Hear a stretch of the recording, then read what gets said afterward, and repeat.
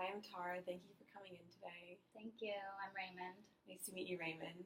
Nice to meet you too. So, before we begin, I'm just going to go over, just give you a brief outline of what today's session is going to go like. Okay. So, it's going to be about 45 minutes long, Mhm. and we're here just to talk about why you came in, and is this a free place for you to share what you want to share.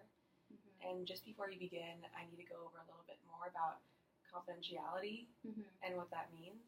Okay. So everything you say in here is confidential, which means I'm not going to go tell my friends or my family and anyone. It's just between us. Okay. Except there is one, because this is a graduate school clinic. I don't know if you noticed that I'm not a licensed psychologist, so I have a supervisor who's a licensed psychologist, Okay.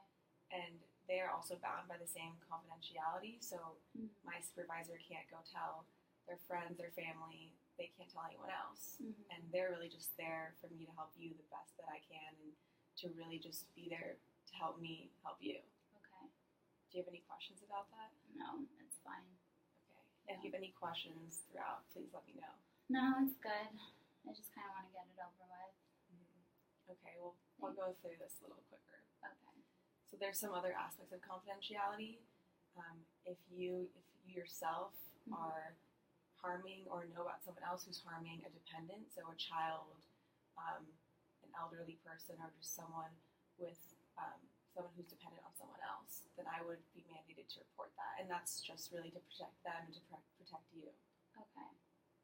And another aspect of confidentiality, where I have to break confidentiality, would be if you were thinking about seriously harming yourself or someone else. Okay. In that case, I would have to report to the authorities, the appropriate person, just to make sure that you're safe and that I'm doing the best I can to help you. Okay. Do you have any questions about that? No. Okay. So we're just going to go through another little aspect before we begin, really free talking, but I'm just going to ask you a few questions, and sorry it can be a little dry sometimes, and just ask you a few questions and we'll get that through. Okay. That's cool. What is today's date? April the 3rd or 4th, What's today's year? 2017. What is the month? April And the day? 3rd or 4th? The day of the week. Oh, okay. Tuesday.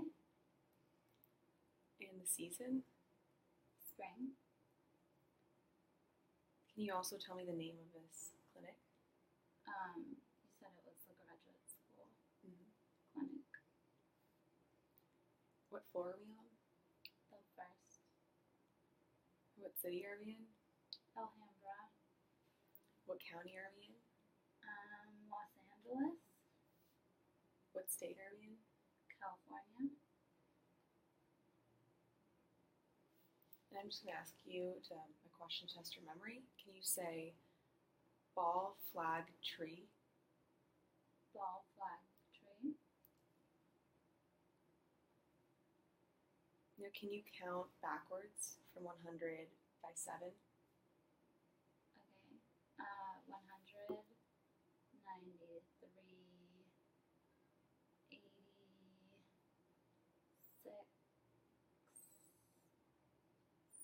79, 72, 60.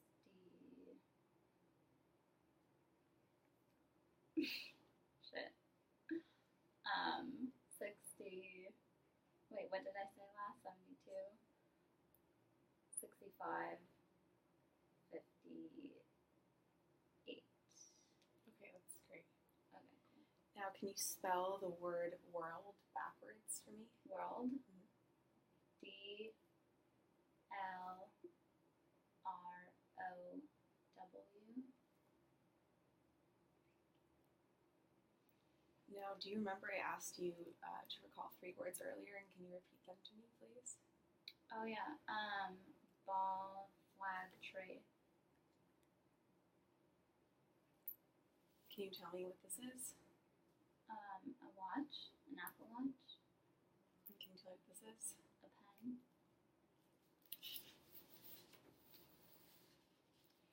Can you repeat after me? No ifs, ands, or buts. No ifs, ands, or buts. Now, are you right-handed or left-handed? Right. Now, can you take this paper in your right hand and fold it in half and put it on the floor? Can I fold that with 2 hands? Yeah. Okay. Put it on the floor. Mm-hmm. That's weird. Now, can you read this? Close your eyes. And can you do what it says?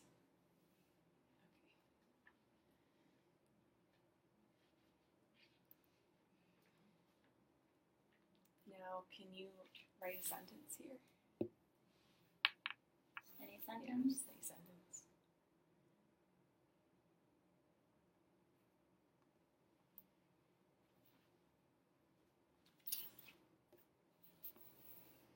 Thank you. You're welcome. Now, last part is just, can you copy the pentagons drawn here, please? Sure.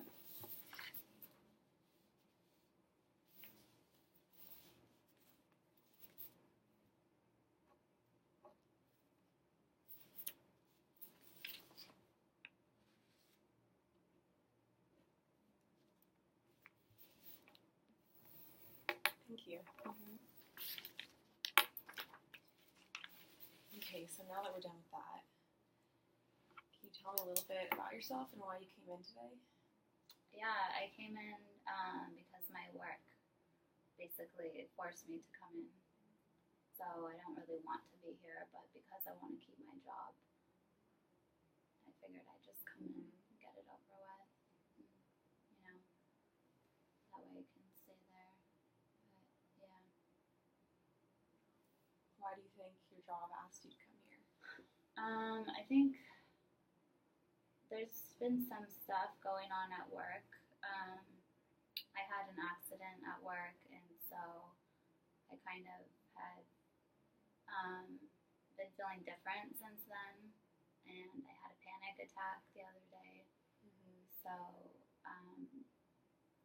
yeah, they were just uncomfortable with that, and they asked me to come in here. They say that I'm not really, being myself and really focusing the way I used to with my job, Mm-hmm. which isn't really true, but because I still want to be there. But yeah, that's what they said. So I'm just gonna do it just so I can, continue working. You said you were feeling different from how you used to be?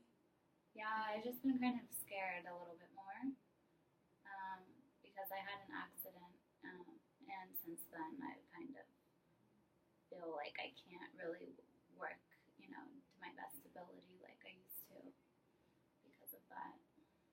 So. What was that accident? Well, I was on set and I was, building something for the set. I work at Paramount Studios and I do construction. Mm-hmm. And when I was on the ladder, I kind of started having, I don't know, I felt a little anxious. And I started like breathing heavily and everything, and I couldn't finish the task that I was doing. So I had to get down, and I had to go home because I, didn't feel comfortable doing that. So that's kind of weird because usually I'm really good at what I do. Mm-hmm. So the fact that I couldn't do that, is kind of shitty. Yeah, I can imagine that was difficult, that Yeah. something that you usually do was suddenly difficult for you. Right. Was there anything that happened before you felt anxious, like you said? Yeah, I had my accident happened. It happened like a few weeks before then. And basically I was up on top of a roof, and I was using, I was on top of a roof, and I had fallen off the roof, and there was something sharp, like one of the tools, laying on the ground.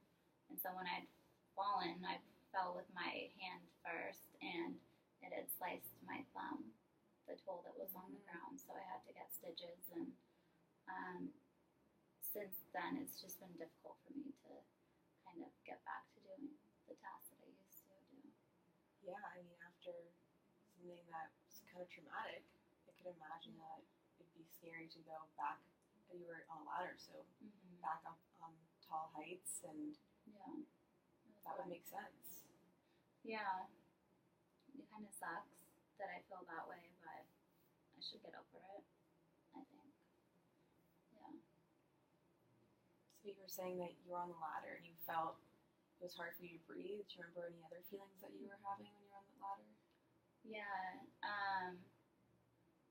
I felt like my heart was pounding, and I got a little bit sweaty. Like my palms got really sweaty. And I kind of started to shake a little bit, and because my heart was pounding, I thought I was just having a heart attack. So they called an ambulance for me, the people on set, and I got taken to the ER, and they thought that they said that I was, feeling anxious, and they wanted to put me on like an anti-anxiety medication, but I didn't want to take that because I don't have anxiety, I think, I told them it had to have been a heart condition, and the fact that they couldn't, see that kind of pissed me off a little bit, because I'm not going to take medication for anxiety when I don't have it. Right. Yeah. I'm hearing a lot about how other people are talking about how you're feeling. Like they're saying Yeah. you're anxious, but how do you think you're feeling? Yeah, it's kind of ridiculous. I think they're kind of being a little bit dramatic, but I mean, like I said, I don't feel myself. I can't, do the things I used to do without kind of feeling hesitant doing them. But I think they're kind of blowing this out of proportion a little bit. I mean, they freaking made me, start working at a desk, so I can't even do the construction like I used to until I get help. Well, it sounds like those feelings of anxiety are kind of making things more difficult for you from what I'm hearing. You Yeah. can't do the things you said you used to once enjoy. Yeah. Are there any other things you used to enjoy that you don't enjoy anymore? I mean, I hang out with my brother sometimes, and we just kind of chill, watch TV. Sometimes we'll go out to bars, but yeah. So do you still hang out with your brother and do those things? I mean, I live with him, so we still see each other, yeah, but I don't really go out or anything. I stay at home a lot. Yeah. When you're sitting at home, how are you feeling? Not really good. Mm-hmm. But then once I start drinking or, smoke a little bit, it kind of takes away the pain, so it's all good. Do you notice yourself mostly smoking and drinking when you're feeling that way? Usually, yeah. I mean, it takes, helps, so why not? So it helps. It makes you feel a little better. Yeah. Would you say you've been feeling helpless at all and down? A little. Just because I can't, work at my job like I used to, because I'm behind a desk. I mean, that's kind of, crappy, but yeah, it's not, At your lowest point, have you ever thought about taking your life or killing yourself? No. Okay. I don't think I would ever kill myself. I'm just kind of pissed off, if anything. And in the past, have you ever thought about killing yourself? No. Okay. Well, Yeah. if you ever want to talk about those things with me, you can always contact me, and that's something that we're always open to discussing here. Okay. I think I'm good. Okay. So tell me a little bit more about how work is with you're not able to do what you said you used to enjoy working is the set, working on set. Yeah. It just sucks. I'm sitting behind a desk doing desk work. Like, who wants to do that? I'm a man. I shouldn't have to do that when I've been building things, for years now. So, who would want to do that? So That does suck that you can't do what you want to do. yeah. they just keep insisting that I go to therapy. So I was gonna lose my job. So that's kind of why I had to. Yeah. Yeah. I could see how that could be a little annoying, but hopefully we can do some work together since you're here anyway. Yeah. Hopefully, just so we can get through this quickly. Maybe we could work together to help maybe reduce that anxiety that you were talking about. Yeah. Maybe. If you're comfortable with it. Yeah. I mean, I don't think it's that bad, but I guess since people are saying that, then yeah. What do you feel? I mean, it sucks, but I don't think like I need medication or like I said, I think drinking is enough, and smoking marijuana that helps. That always takes away any pain. How much would you say you smoke marijuana and drink? Oh, not much. I mean, usually I, will get like a 6-pack every day or two of beer and just sip on it, throughout the night. But it's not that big of a deal. I don't get that drunk or anything, and I'm just at home. And then sometimes I'll smoke weed, like maybe once a day, but it's not a lot. Yeah. I'm wondering, do you think they used to smoke and drink as much before all this difficulty at work began, or pretty much the same? I mean, occasionally. I would say I did it more since my accident, just to make me feel better, but yeah, probably not as much now. And sorry if I forgot, when did this incident at work happen exactly? It happened August 4th. August 4th, okay. Yeah. So I've been feeling like this for a few weeks now. Yeah. Whatever. So what are you doing when you're feeling frustrated about work? Sometimes I'll bring marijuana to the workplace and smoke in the back if I feel like I need to, but usually I'll save that for home. I don't go out because I just don't feel like it, but when I'm at home, I'll drink, When you're home. watch TV, kind of just do that. My brother will be around, we'll watch TV on the couch, and our roommate, so yeah.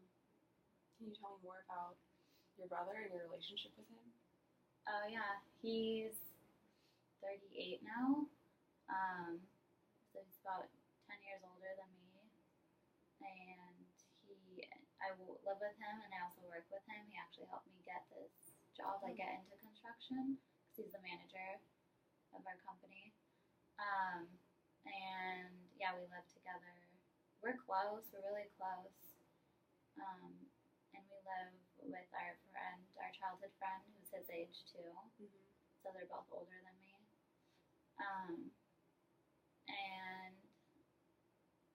Yeah, so I lived with him since I was like 14. I lived with them. So we're all pretty close. Do you have any other siblings? No. Just him. He's kind of like my father figure, I would say. How so?